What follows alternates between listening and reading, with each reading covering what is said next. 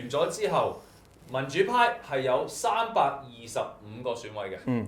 咁究竟財爺應唔應該問呢325個選委攞提名呢？咁我哋用解困新聞學嘅角度去睇呢，其實呢就可以有最少3個情景去即係推演嘅。第一個情景呢，就係財爺完全問民主派嘅選委攞任何提名，即係佢夠150個都好呢，其實全部都係來自建制派嘅。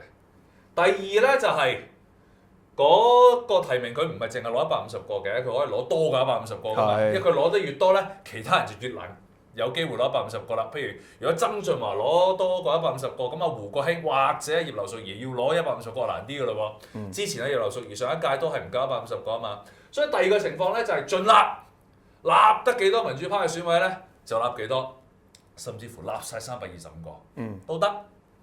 咁第三咧就係按一個比例去立。即係唔想立晒325個，即係可能民主派入邊有啲激啲嘅選委就唔攞，咁但係咧又未至於完全冇，可能咧佢有舉例佢攞咗400個簽名，40個係民主派嘅1/10咁樣，或者多啲嚇200個咁，呢個按某一個比例，咁基本上就係盡立、完全唔立，同埋喺中間。按一個比例啦，咁我哋逐個情景分析啊，完全唔立民主派啲選委嘅即係提名，咁會點咧？阿婆？咁啊，當然啦，建制派肯定俾佢先啦，因為建制派佢好似有啲譬如類似民建聯啊嗰啲，未必會俾票佢噶嘛，因為財爺好似同即係同民主派嗰邊朋友好似 friend 啲喎，咁佢哋覺得如果我支持咗個中央都唔係咁熟意嘅人，會唔會帶來一啲後果咧？咁可能佢哋會驚喎。因為提名啊同投票唔同嘅。選特首投票咧就唔記名，提名你個名公開㗎嘛，係公開晒㗎嘛，咁所以咧就未必個即係建制派可能見你攞民主派嘅提名咧，就未必肯俾提名你啊曾俊華啦，投票支持你，提名啊唔俾你，呢個都有可能喎。咁同埋我覺得咧，完全唔攞民主派嘅提名，對建制派嚟講咧就可能會放心啲。嗱我唔會有即係民主派嘅名喺我嗰張報名表度㗎，即係你意思係？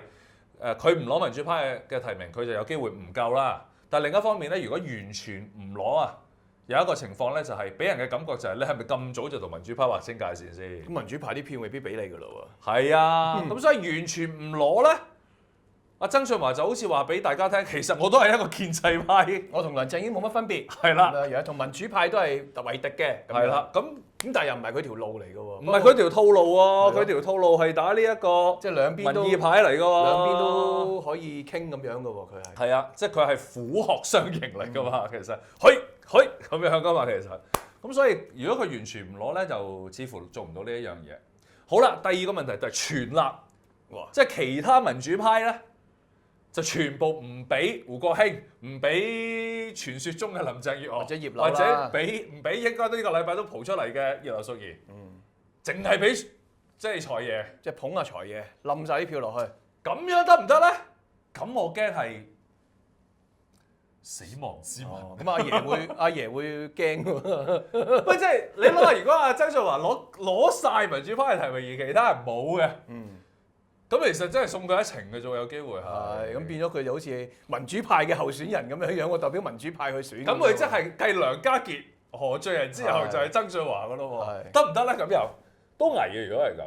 我諗阿爺未必咁中意啦。如果真係想俾你做。咁所以去到尾其實都係第三個可能性啦，就即係話佢攞埋一個比例啦。但係呢個比例好難掌握喎。即係你有某啲民主派嘅提名，你其他建制派會唔會已經即係反對你咧？有可能㗎。係咁啊！不過自由黨暫時嚟講就應該唔會反對嘅。自由黨好中意阿曾俊華㗎嘛。咁即係所以咧，以財爺嚟計咧，其實佢目標應該係大概攞200個提名。咁當中咧100個係民主派，100個咧就建制派。係。咁可能就即係最靚仔。但係如果100個民主派佢都要揀㗎喎。如果有啲被財爺篩選咗出去，咁啊即係同嗰啲人又有割席。係，即係淨係接受民主派、民主黨咁樣。但係我話俾你聽，嗰啲人嘅票可能喺成個選舉裏邊已經係唔發揮任何效用㗎啦，唔發揮任何效用。所以即係而家咁樣數落咧，3個情景咧，可能財爺都係要攞少部分，或者最多喺佢嘅提名嘅比率應該唔多過一半咧，係民主派。對佢嚟講咧，跑呢場馬仔咧就最着數㗎。